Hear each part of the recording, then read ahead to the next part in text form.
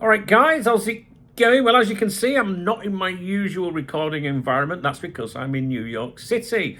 I'm over here with my chick. I'm not on holiday. I like to keep pointing that out to people. As you can see, I'm not on holiday because I'm here with you. She's out and about doing holiday things. Me, I like to keep busy. I'm just not one of those people that can kick back and do nothing. I don't mind going to a bar for a few sherbets. I might do that later. We are vlogging our trip here. If you want to follow us, I've just put the first ever video onto that channel. I will pin the comment underneath this video. If you look at the pinned comment, you'll get a link to that. And I think it's about 45 minutes long. We did a video together on the journey here, etc., etc. So it'd be nice to see you over there if you want to, follow us on our little journey and what we're getting up to. Well, not everything we're getting up to, but you know what I mean. Anyway, are you all right? I hope so. So I need to catch up on a few things. And what we're going to do in this video is we are going to review an article that was published by Paul Joyce. Now, it was published on Sunday. Bearing in mind, I think today's Tuesday. Yeah, I'm all over the place with the time zones. So yesterday was all day traveling, which is such a long day, to be honest with you.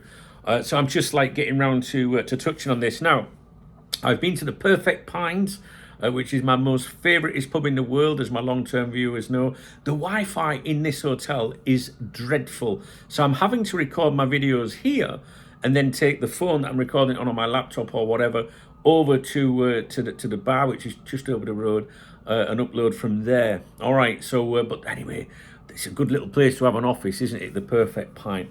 So let's have a look and see what's in this article. Now, it was headlined or titled, Dominic Szoboszlai's path to world beater gives Arne Slot hope for future. The midfielder's journey from talent to talisman gives encouragement to the likes of Milos Kerkez, who has struggled but impressed against Brighton.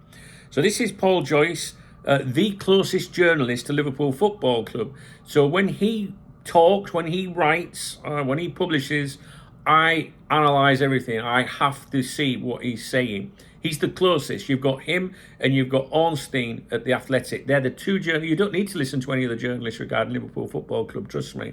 Now, when Paul Joyce publishes an article, I always think, right, what does Michael Edwards want me to know? All right?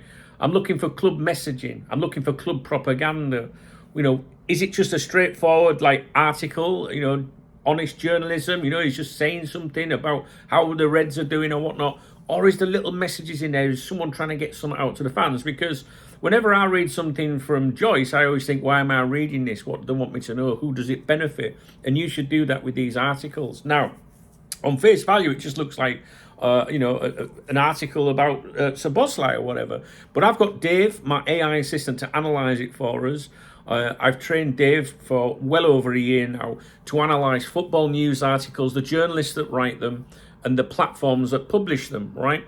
Obviously, the Times, it's a good website or a good newspaper for football coverage, right? So it's not a tabloid, it's not a clickbait operation or anything like that. And the good thing is that with Dave, every article that I've submitted to Dave over the last 12 to 18 months or whatever it is, he has logs, right? So every time we discuss a journalist on here, we log it for each journalist, any Twitter twats that we might feature on here. And then we can look for, consistency, flip-flopping. They said this, 3 months ago, now they're saying this. And Dave will flag that up to me, or things I would never imagine. So I assume it's behind a paywall. I don't know. I subscribe. I pay for the Times. There are ways around this. The articles at the Times, the Athletic, the Mail, if they're behind a paywall, you can access them, right? I can't tell you how to do that, but if you leave a comment, I'm sure someone might be able to help you, all right? With X, Grox, what's it called? X used to be Twitter. It's got a resident AI called Grok, right? And you can say, you can at Grok and say, hey, what is this article about? And put the link, for example, and it'll give you a summary of it. You can even say, give me the entire article. So if you're on X, that might be something that you might be interested in. But I pay for the Times and I pay for the Athletic because it's quality, as Rafa Benitez would say, journalism. And these are the two journalists, Ornstein and Joyce, that you need to pay attention to. So it was published on Sunday. I'm not going to read that article out to you. I'm going to assume that you've read it. Now, if you haven't, I wouldn't worry too much about it because I'm going to go over the analysis here with Dave. Now, first of all, I've noticed that Szoboszlai is getting quite a bit of media attention at the moment, and I do feel that this is agent instigated. I do think it's the agent behind this. I've seen articles coming up from all different parts of the world to do with Szoboszlai at the moment, and I just feel like his agent's been a little bit, active, if you like, right? So that was one of the questions I put to Dave today during the analysis. Is there an agent in here? That was before I read the article, all right? So Dave will analyse articles and look for certain things for us, especially from certain journalists. So when it is Ornstein and Joyce, he is looking for club messaging. But before I read the article, I said, what's this about, Dave? Is this an agent piece or is it a bit of propaganda? And you'll see what he comes up with. So basically, Dave's gone through this and he says, right, Dunk, this is an interesting one because on the surface, it looks like a simple football feature piece. But when you slow it down and read it like a Joyce article rather than just a match report, there are layers. Let's go through it properly. First impression, what type of piece is this? What sort of an article is this? This is not hard news. It's not an inside briefing about contracts. It's not a transfer league. It's a narrative framing piece. And we hear this, during some of the analysis that we do, narrative framing, especially with people like Bad News Pierce sometimes. I think some of his articles have been deemed to be narrative framing. So Joyce is using Dominik Szoboszlai as a vehicle to tell a wider story about patience, development, transition, long-term trajectory, and this is normal, just trust the process. That's important because when Joyce shifts into narrative framing, he's usually shaping mood, not breaking news. And I would agree with this so far, right? Joyce, again, why am I reading this? Who does it benefit, right? And he's shaping mood here, in the opinion of Dave, and I would agree with this. Is this club messaging? So this is, by default, Dave is going to look for this in an article by Joyce or Ornstein. There are definitely messaging tones in this piece, not crude propaganda, but soft framing. Look at the key signals. A, Szoboszlai as poster boy for how an entire club is run. That line in the article is enormous. He isn't just praising a player. He is explicitly saying Szoboszlai represents how Liverpool operates. That's institutional messaging. This moves it from Dominik is brilliant, which is what many of us might think when we just look at the article on face value, to this is how we build players, this is the model, this works. That is bigger than football analysis, that's structural reassurance. The development arc narrative. Joyce emphasises bought young, peaks and troughs, finished first season as substitute, now talisman, champions under Slot. That arc is deliberate. It reinforces early struggles are normal, form fluctuations are expected, patience leads to reward, young signings need time. Now look at who that applies to right now. So you've got the likes of Milos Kerkez that was mentioned at the beginning of the article, Florian Wirtz, Hugo Ekitike, possibly even Slot himself. This isn't accidental by Joyce. Good players will become better end of this season, next season, or in 2 seasons. That quote is basically a soft timeline defense.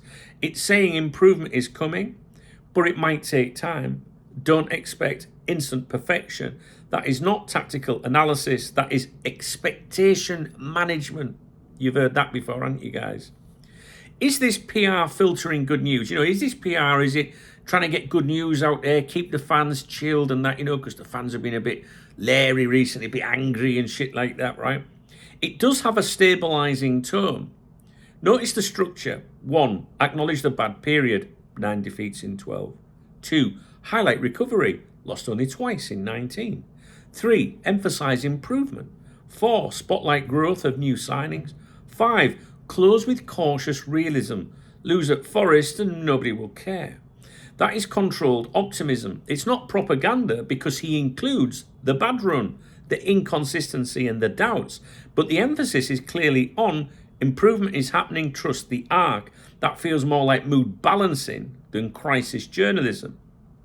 Is an agent at work? Like I said before I read this article, I was like, hey, Dave, what's going on here? There's a big piece about Szoboszlai. I've seen him mentioned a bit recently, the last few days, all over the place. Is this something to do with his agent? This is before I read the article.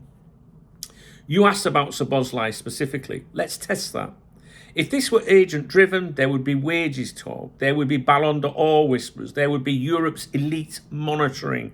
There would be contract angle framing. There is none of that. Instead, he's positioned as symbolic of club process, and his journey reinforces the club model. That does not read like an agent brief. It reads like structural storytelling. And having now read the article myself, which I should have done in the first place, I guess, I would agree with that. Is it protecting Slot, the article? Subtly, yes. Not aggressively, not defensively, but subtly. Slot is portrayed as a coach who develops players, someone overseeing growth, someone managing chapters of a season, someone seeing the bigger picture. There is no pressure narrative in this piece. There is no under fire head coach, no questions mounting, no future uncertain. Instead, it reads like the coach sees the arc, the club sees the arc, you should too. That is gentle protection. What's missing? This is where it gets interesting. Things Joyce does not mention. No mention of the boos, no reference to fan unrest, no reference to Alonso, no contract ticking for Edwards or Hughes, no wage stress talk, no ownership tension, no Champions League qualification fear. Compare that to his previous transition article. That one widened uncertainty. This one narrows focus to development, progress, youth improving, positive trajectory. That tonal contrast is notable. Is this a reset after the transition piece that he did? It might be. You've had one big article, £450 million, flux, contracts ticking, uncertainty everywhere. Two, now, Szoboszlai arc, improvement, patience, progress. That looks like mood calibration, not contradiction, calibration. 1 week things are complex, next week, but improvement is visible. That's not accidental patterning. The bigger subtext. Here's the key subtext. This is not about Szoboszlai, even though his name's in the headline. It's about transition is messy, but it works if you let it breathe. That message protects the recruitment model, and think of the people involved in the recruitment model, the head coach model, the executive structure. It reinforces that Liverpool build, they don't panic, which aligns with Edwards' style thinking. Is it club propaganda? No. But it is institutional framing. Is it institutional framing? Yes. Propaganda would ignore failure. This doesn't. It acknowledges 9 defeats, inconsistency and doubts, but it frames them inside a bigger development story. That's controlled narrative shaping, not spin, not agent PR, more like long game positioning. What you might have missed, because I'm like, hey, what might I have missed in this article? Take a look for me, flag things up to me, Dave. Here are subtle things worth noting. 1, the poster boy for how an entire club is run line. That's the strongest messaging line in the whole piece. That is structural reinforcement. 2, Kirkes praise. Kirkes has taken criticism. This reads like public reinforcement. No mention of executive uncertainty. Given Joyce recently wrote about contracts ticking, its absence here matters. Again, this is where Dave, he's analysed this article and he's comparing to previous articles that I would never remember, to be honest with you guys. You probably would. But he's saying here, given Joyce recently wrote about contracts ticking, its absence here matters. The chapter structure, he frames the season as illusion, crash, consolidation, comeback. That storytelling, it creates hope. So the final verdict, this is not an explosive inside briefing. It's not agent driven. It is not a crisis warning. It is a stabilizing narrative piece. It subtly reinforces the recruitment model, the development timeline, Slot's long-term arc, and the idea that youth and patience equals payoff. It feels like calm down. This is what growth looks like. If the previous article widened structural uncertainty, this one narrows emotional panic. So what's going on? Nothing dramatic, but it does feel like Joyce is balancing his previous scrutiny, reinforcing the club's long-term identity, and reminding the fan base that transitions don't resolve in 5 months. And with you seeing 90% plus calling for slot to go recently, this reads like the quiet counterweight. Not a threat, not a leak, not an agent job, just carefully weighted reassurance. And with Joyce, that waiting is never random. And I would agree with that assessment and that analysis there by Dave. But I think that before I'd started doing these deep dives on articles and really like looking at them, I would have read that as just a piece about Dominic Szoboszlai, And like I say, because there's been so many things cropping up about him recently, I started to, when I saw it, I thought, oh, another headline with his name in it. What's going on here? Because I think we're going to see him linked with Real Madrid. I do. I've mentioned this previously. I've always said Szoboszlai, McAllister. I can't remember the last time I mentioned Szoboszlai and Real Madrid. It was a while ago, I think.